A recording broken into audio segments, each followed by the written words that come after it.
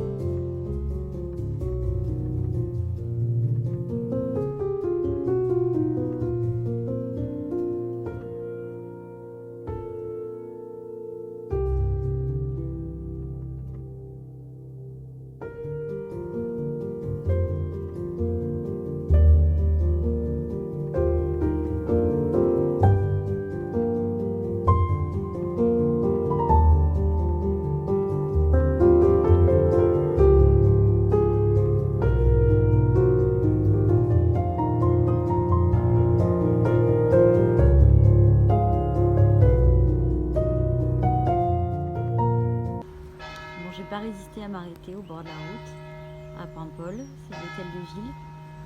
On est en route pour aller à Bréa. J'ai trouvé ça hyper joli. Je vais vous montrer sur la façade, il y a un autre très joli collage.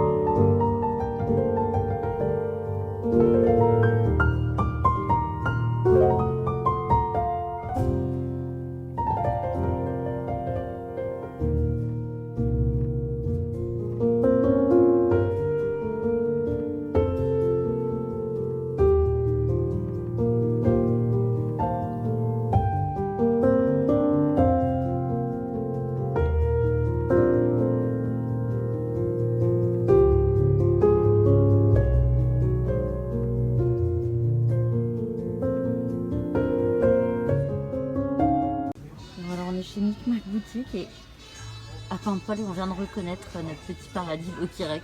Tout de suite on a compris que c'était bien chez nous. Bonjour, donc je suis toujours sur mon gilet rosa.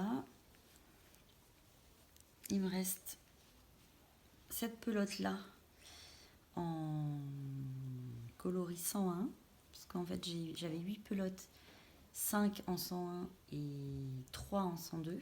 Donc c'est pas tout à fait le même bain, il y a une légère différence. Donc je me suis dit que j'allais garder les pelotes 102 pour les manches et pour les finitions, pour pas que ça se voit. Donc là c'est ma dernière pelote pour le corps. Je suis contente parce qu'il avance bien. Donc après avec les pelotes qui sont légèrement plus foncées, je vais pouvoir faire les manches. Et puis du coup les bandes d'encolure et les boutonnières, enfin tout ça quoi. Voilà, mais je vais avoir, ça me fait j'ai compté, une pelote pour chaque manche et une pelote pour la bande d'encolure, mais j'aurai trop, il va m'en rester un petit peu. Mais du coup, voilà, je n'ai pas envie de jouer au yarn chicken. Je préfère être sûre. Par contre, c'est vrai que pour le corps, j'aimerais bien le faire entre guillemets le plus long possible, même si c'est un gilet qui se portera court. Mais j'aime pas trop quand c'est trop court. Donc voilà. Et sinon, vous voyez peut-être sous mon tricot, aujourd'hui j'ai une petite jupe que j'ai chinée chez Kilo Shop à Rennes, que j'aime beaucoup avec ses anémones et ses petits pois. Je la trouve super chouette, j'aime beaucoup le motif. Elle était un peu petite au niveau de la taille et ça y est, elle est bien maintenant. Donc du coup, je suis contente, je peux la porter et je trouve que c'est les tenues parfaites pour cet entre-deux. Cette fin d'été, cet été un peu indien là où il fait encore doux, mais bon, il y a du vent, le temps est un peu gris. Bon. Du coup, les jupes longues, je trouve que c'est hyper agréable. Sachant que celle-ci, elle n'est pas complètement longue. En fait, elle arrive à un petit peu en dessous du genou. Vraiment, la longueur un peu rétro, quoi. Donc, voilà. Bon, bah, je continue et puis je vous dis à bientôt.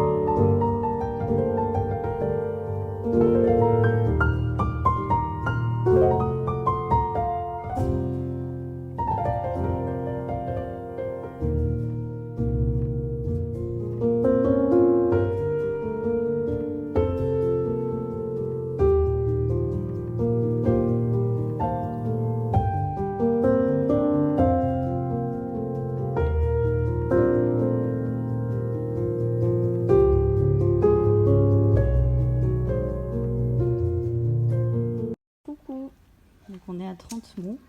Si vous venez à Nantes, c'est vraiment l'endroit où il faut venir. C'est trop beau. Je vous montre comme c'est joli. Il y a plein de petites placettes comme ça avec des couleurs de ouf.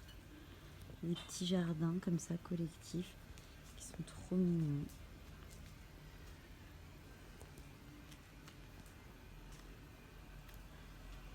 Les couleur de dingo. C'est tellement joli. C'est tellement mignon. C'est tellement un art de vivre, je pense, ici lent. Mais hors du temps. Le bateau est gratuit le week-end pour venir. Là, regardez ce que c'est. C'est des pêches. Voilà, c'est dingue. Un pêcher comme ça. Et sur la petite placette où on est, à côté, où on s'est assis, regardez-moi ces couleurs. Donc où on est assis à côté, il y a des avocats.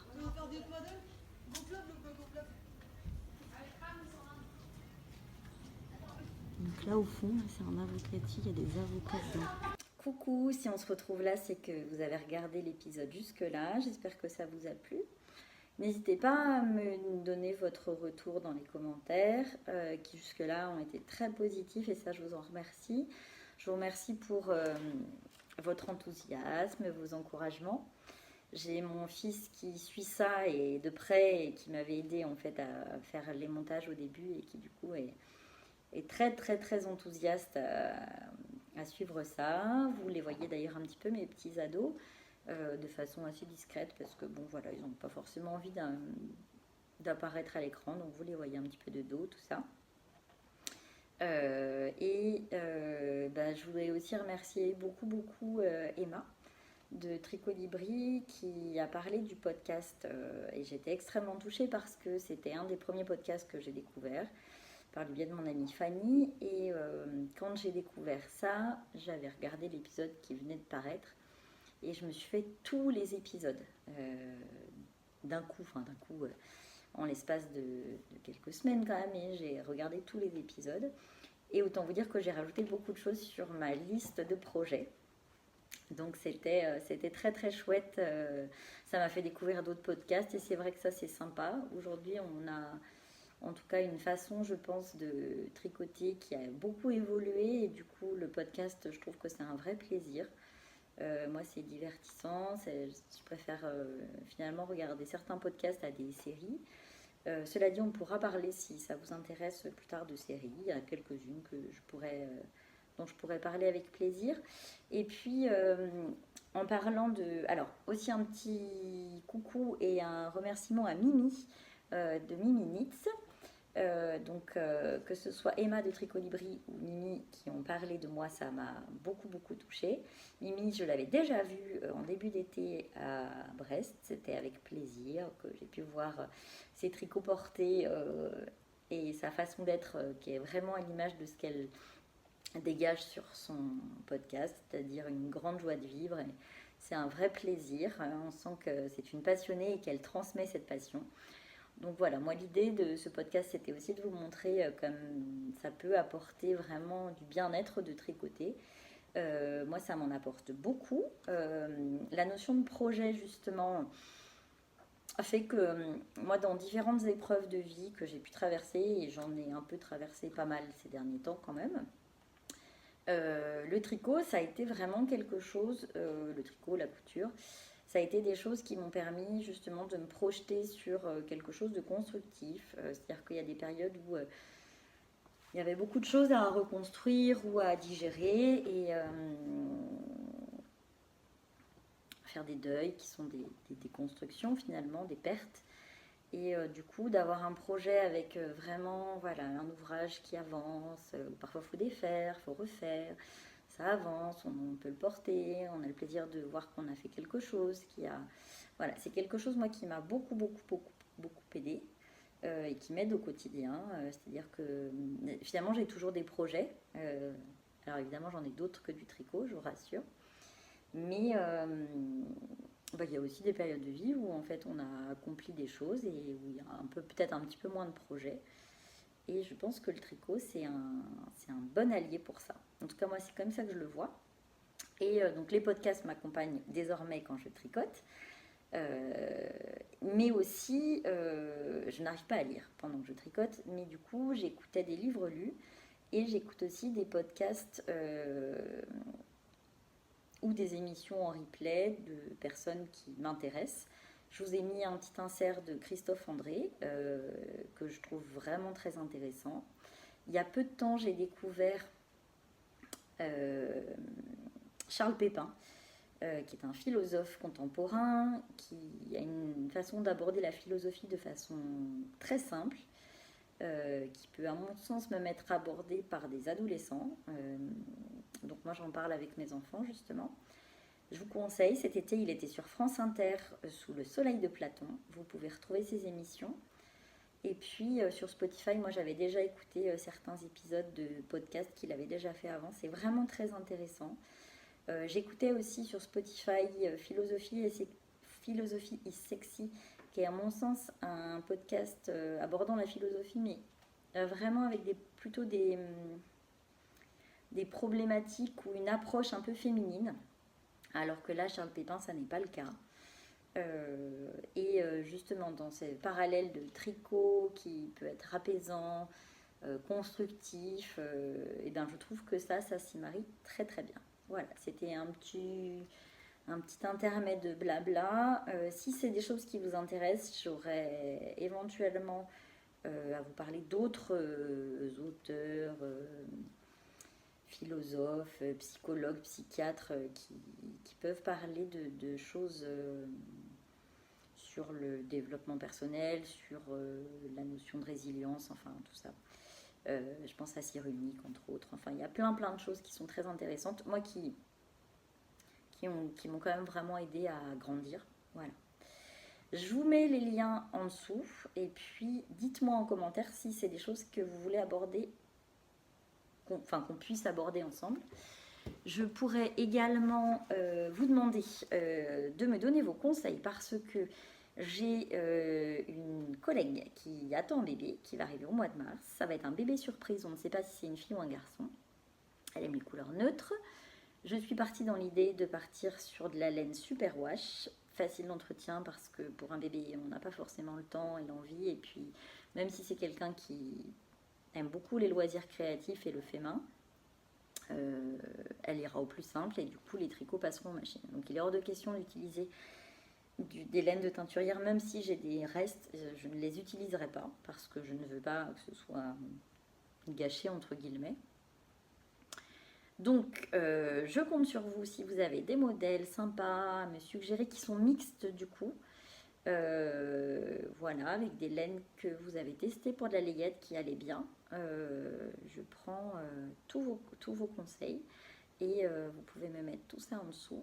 Je vous en remercie d'avance. Je vous dis à très bientôt pour le podcast qui va arriver, qui va parler du gilet rosa, qui va être terminé, qui parlera des petites chaussettes qui sont sur le point d'être terminées, du gilet Elliot de la poule, donc une poule à petits pas que vous retrouvez sur Instagram, Aurélie la poule, et les tricot by la poule, voilà. C'est un gros gilet en point mousse qui peut être porté comme ça ou par-dessus, qui est très très sympa. Moi je l'ai fait en écru, je vais vous montrer ça dans le prochain épisode, et puis je pense que je vous parlerai aussi de tricots finis qui sont dans mon placard, avec du coup le retour de comment ça vieillit, qu'est-ce qui pourrait être amélioré, comment je le vois aujourd'hui, voilà. Donc ça, et autre chose, la couture va reprendre aussi, on va être un petit peu plus à la maison. Là on est dans une canicule extrême en Bretagne, il fait plus de 30 degrés et ça me permet de tourner ces images alors que je devrais être à la maison de retraite, mais tous mes résidents doivent faire la sieste, donc je vais y aller un petit peu après.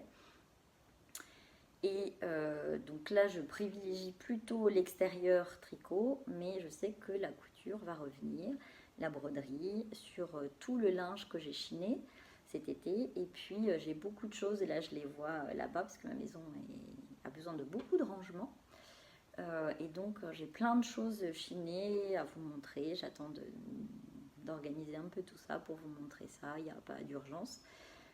Mais en tout cas, oui, il y a beaucoup de choses à vous montrer. Ça va venir bientôt. Voilà. Je vous souhaite un bel été indien parce que c'est ce qui a l'air de se profiler pour ce début septembre. À très bientôt et merci encore de votre soutien et de votre enthousiasme. Ciao!